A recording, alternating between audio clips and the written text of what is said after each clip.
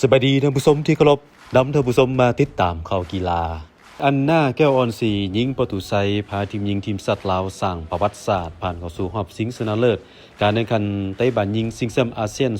2026 หรือ AFF Women Cup 2026 รอบรองชนะเลิศทีมยิงทีมสัตว์ลาวเอาชนะกัมพูชา1-0จากประตูไซของอันน่าแก้วออนซีทางแต่นาทีทบิดเฮ็ดให้ทีมยิงทีมสัตว์ลาวสร้างประวัติศาสตร์เข้าชิงรายการนี้เป็นครั้งที่ ไปพบกับอินโดนีเซียที่เอาชนะสิงคโปร์2-0รอบชิงชนะเลิศจะแข่งขันวันที่22กรกฎาคม2026นี้เวลา 19:45 นที่สนามกีฬากัวลาลัมเปอร์คู่ชิงที่ 3 จะแข่งก่อนเริ่มเวลา 15:45 นรายการนี้เอา6ทีมที่มีอันดับ6-11ของภาคพื้นเพื่อคัดเอา3ทีมเข้ารอบสุดท้ายรายการอาเซียนวีมินแชมเปี้ยนชิพสำหรับ6ทีมที่เข้าร่วม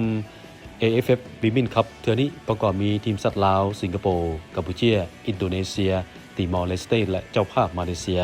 ส่วนหาดชาติที่ได้ชิดล้อท่าในรอบสุดท้ายของอาเซียน Women Championship ประกอบมีเวียดนามไทยเมียนมาฟิลิปปินส์และออสเตรเลีย